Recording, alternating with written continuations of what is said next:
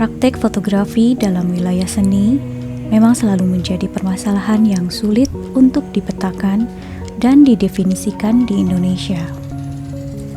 Dalam kaitannya dengan kaidah estetika seni, perkembangan dan arah fotografi di Indonesia mengalami arus tidak beraturan.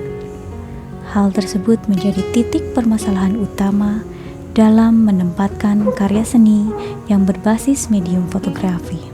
Walaupun jika ditilik ke barat, mulai dari era penemuan teknologi fotografi hingga era seni modern, fotografi masih bisa dikatakan keluar masuk dari irisannya dengan seni visual secara keseluruhan. Karya seni dengan medium fotografi pada era seni modern sebagian besar dilahirkan oleh seniman yang mengadopsi media fotografi sebagai salah satu medium yang diaplikasikan dalam kekaryaan seni. Bahkan, karya fotografi milik nama-nama besar seperti Edward Weston dan Eugene Atget belum bisa dikategorikan sebagai sebuah karya seni pada saat itu.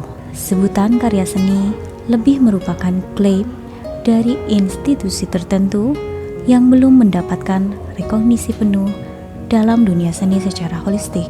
Fenomena tersebut semakin menyulitkan penentuan dan parameter sebuah karya foto untuk dapat disebut sebagai karya seni.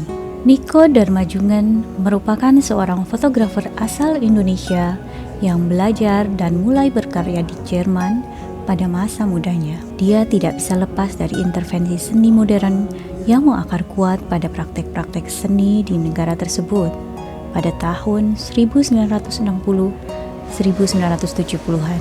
Tradisi fine print pada seni grafis seakan juga menjadi sebuah keharusan pada karya-karya seni paper-based termasuk fotografi.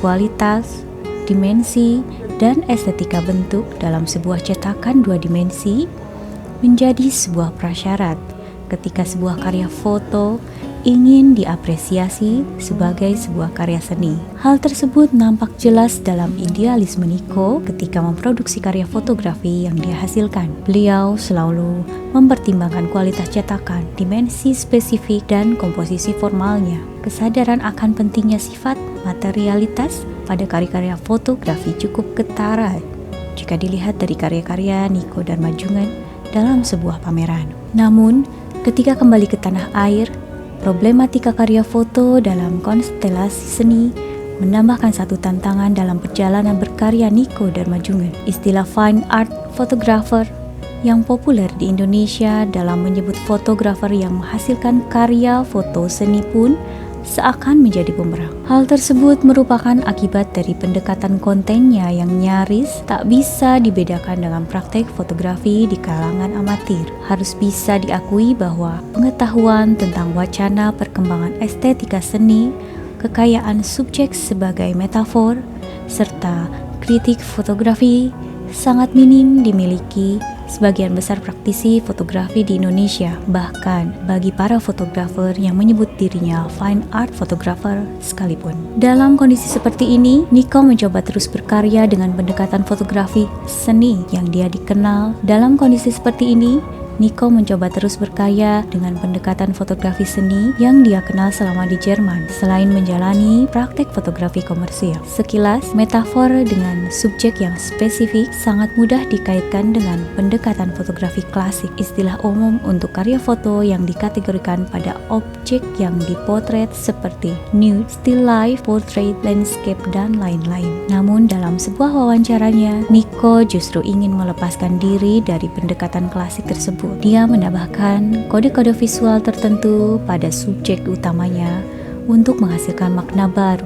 Flores Vitae, sebuah buku foto karya Nico Darmajungan yang digarap oleh After Hours sebagai penerbit pada tahun 2016. Flores Vitae mungkin karya Nico satu-satunya yang direpresentasikan dalam bentuk buku sepanjang dia hidup, bahkan hingga tutup usia. Buku yang terdiri dari dua bagian tersebut dibatasi oleh insert teks pengantar oleh Oscar Matullah dan Irma Santili yang ditempatkan di bagian tengah. Teks pengantar sekaligus berfungsi sebagai pembatas antara dua bagian buku ini yang sebenarnya cukup memberi kesan ambigu. Hal tersebut menimbulkan pertanyaan yang mendasar sejak pertama kali melihatnya. Apakah ini merupakan karya buku foto atau hanya sebuah katalog eksklusif? Kualitas cetakan yang cukup baik pada detail, ton warna, serta tata letak yang relatif aman terlihat menjadi pertimbangan utama dalam desain buku ini. Apabila kita menyimak lebih dalam serta mengamati dengan rinci selama berulang kali,